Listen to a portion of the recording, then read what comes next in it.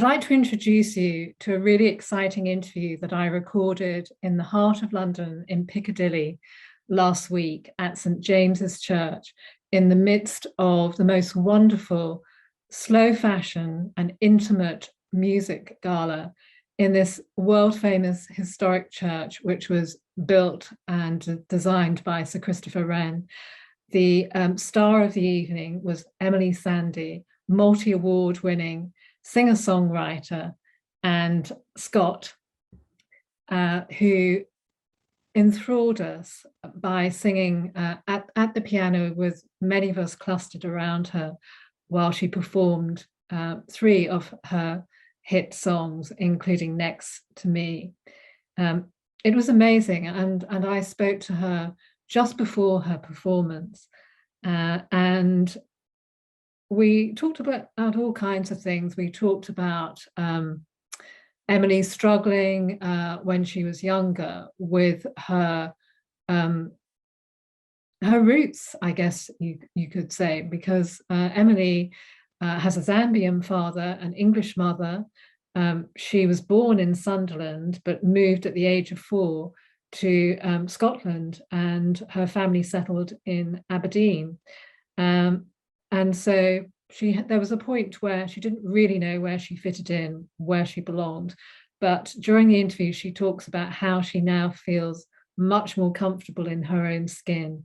And she describes herself as a woman of the world, which I think is a lovely way to look at it.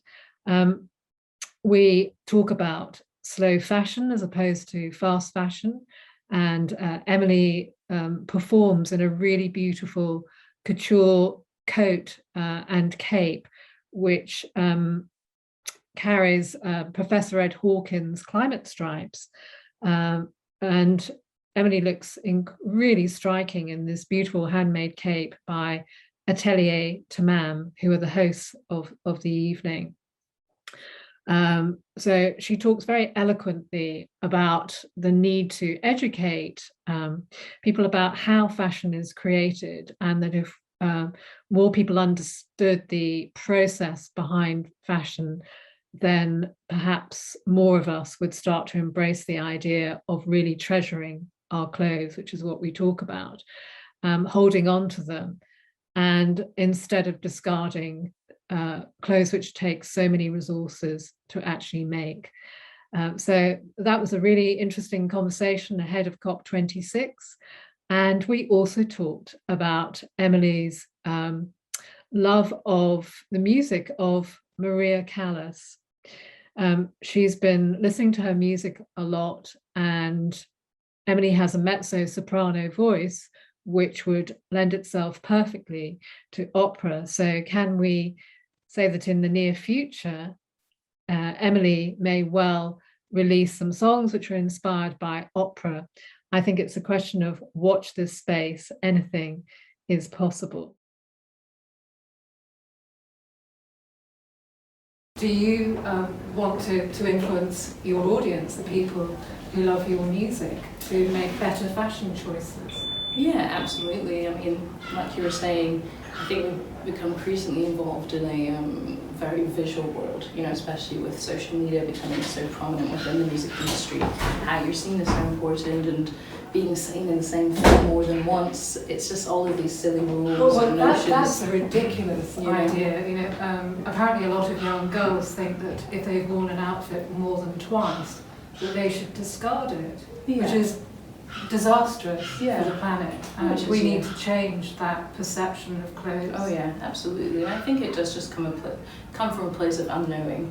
I think all of these ideas are kind of pushed on to especially young women, but I don't think... In order to sell more clothes. Exactly, but I think if everybody really understood why and why we're trying to change and the damage it's doing, I don't think people would make those same choices. So yeah, I'd love my music to encourage just a little bit more knowledge and understanding, because I think when people do recognize what's happening and what's behind all of these images, they'll make a lot more informed and sensible choices. So you're wearing a garment from Lucy's Style Your Stripes Yes. Climate Awareness the collection, which she showed for the first time at London Fashion Week, yes. which is really exciting. I've known Lucy since she graduated from St Martin's. Yeah, I went to the show. It was really just fantastic, so well done, and very humbling. I think that's the whole idea, from how the fabric feels to how it's been created. It really grounds you, and I think that's what we all need, just a bit of grounding, to slow down and really become at one with the earth again. So I love how it makes me feel just being How does this beautiful, it's almost like a coat and a cape in one, how does it make you feel? It's very empowering, actually. I wasn't sure what I was going to be wearing tonight, but when she showed me this, I feel very comfortable, and she's made sure I can play the piano in it okay, and of course that's important. Now your clothing has to be both eye-catching and practical. Yeah, precisely. It's got to work for you as a performer. Yes, yeah. So I'm going to be performing a song which I hope lyrically will kind of speak for Mother Earth on some levels. So what about your image? The image that you project, and I know that you have to do a lot of social media. Are you using slow fashion to highlight the problems around fashion and how it is damaging our earth, and that we need to change, that we need to value our clothes more, the idea of treasuring them, and instead of thinking of throwaway fashion, thinking of fashion more as a best friend that gives you confidence. We need to change the story. Absolutely, fashion. I try just to kind of rewear many things. I think fans that followed me for years will have seen me in the same outfits over and over, and I think just putting less importance on what you're wearing and more importance on how you feel in it, and what you're actually doing.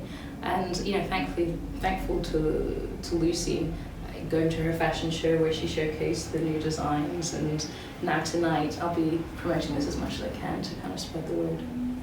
So have you actually worn any of Atelier to Man for your performances, or for... No, this will be the first time, So far, from the last show, she gave us the gift bag, and then this will be the first time that I'm doing a performance. So it's a really special night for me, and especially with the natural acoustics in this beautiful venue. I think everything makes sense, because I think it's going to be a very spiritual experience in some ways.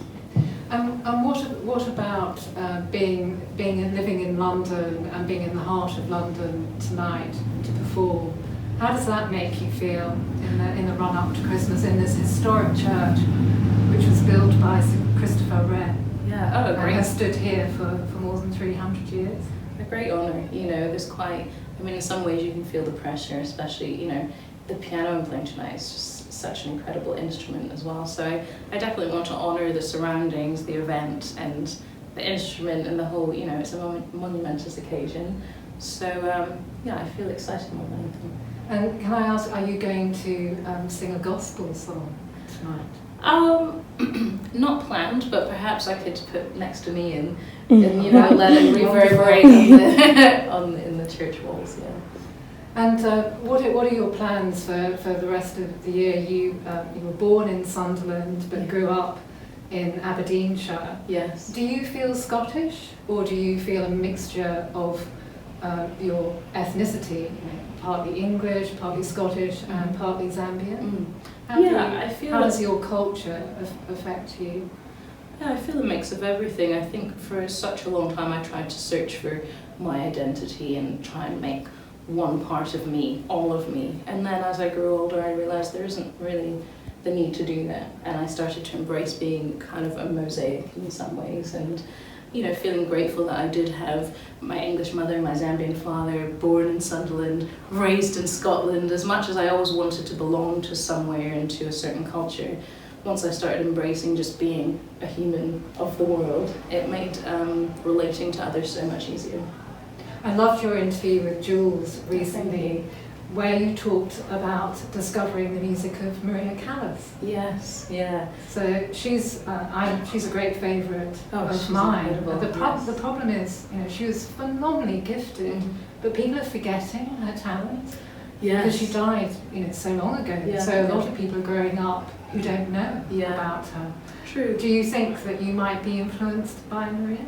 Oh, absolutely. I mean, I am thankful to YouTube, you know, as much as we want to. Is that how you discovered Maria Callas's music? Yeah, my friend sent me a link to one of her performances. So as much as we want to kind of talk about the negativities of social media, it has introduced me and educated me on different levels, things I would have never been exposed to. You know, YouTube, the internet has shown me, but yeah, Maria Callas was really one of a kind. I was never really so much of an opera fan. I think whatever she would have done, whether she was a pianist or a singer or an actress, or which she was all three of those things, but whichever she would have become famous for, she had that electricity, which you don't see in very many people, and she had a bravery which inspires me so much. So yeah, having this time to kind of slow down, I've definitely started researching a lot more about classical music, opera especially through Maria Callas, and yeah, I just find it fascinating. It's an endless world to get to know, really. And I know that you really like Nina Simone as well, and you've talked about what music and what song should be. Do you feel, is there any pressure in the music industry to conform, both as a female artist and as an artist who is a commodity at the end of the day? Are you able to have a lot of say in the kind of music you want to make, or do you ensure that you do? Because that has been a problem. Yes. I've just been listening to Paul McCartney, and I don't know whether you have listened to his wonderful interviews for the BBC. No, I haven't heard these. Absolutely electrifying. Really? Okay. New, unguarded interviews with him talking about the times when he wrote those really iconic songs. Oh, that must be fascinating. And what was going on in his life and who they were about. Wow, okay. Absolutely incredible to I'll check listen that out. to. Yeah, I will do. So what about Nina Simone and making the music that you want to make? Is that hard? I think you have to really guard yourself. I'm lucky I have a brilliant lawyer, Helen Searle, and from the very beginning of my career, she's always made sure that I have artistic control. And I'd really advise any young musician getting into the industry to have that, because you can fall into traps and pressures from, you know, from the industry to become a certain thing. Paul McCartney talks about that a lot. He talks about Alan Klein, you know, who was an infamous sort of music fixer who was involved with the Rolling Stones and the Beatles, and was ultimately accused of taking too much money from these artists, but they fought back, and Paul McCartney ultimately set up his own music company, and they set up Apple. But there are always parasites, I guess, in all artistic professions. Yeah. And you know, when you're young and just starting out, you're prey to all the sharks. Yeah, you have to be careful. Because there's a lot of money at stake. Yes, and I think when you're young and naive and you're just doing it for the love of the music, your eyes aren't open to other agendas. So I feel lucky that I've had a team protecting me from the beginning, and luckily I've never really felt that much pressure to be one certain genre, and I think that probably comes from having different heritage, growing up in different places. As much as I longed to live in London as a kid, I'm quite glad that I was just, you know, running around the hills of Scotland, being able to decide, going to Callas, and then hearing my dad's samba music in the car, and then my mum listening to Yaz in the kitchen. So I've always just had this complete, you know, explosion of music all around me. So I'm lucky that I could always decide who I wanted to be from any influence I was hearing. What about medicine? Do you think that you would ever still consider a career as a doctor in the future?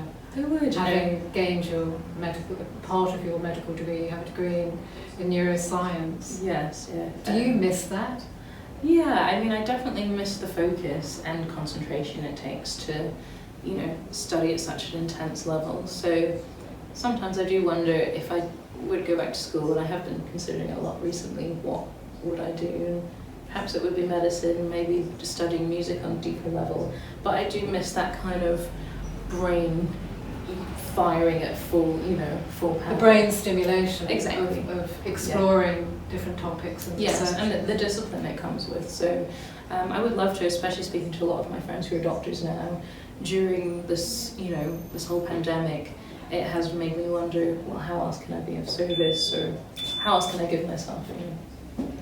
Thank you very much, Emeli Sande. It's been really interesting talking to you this evening, and we can't wait to see you perform in this historic church. All right, enjoy it. Thank you.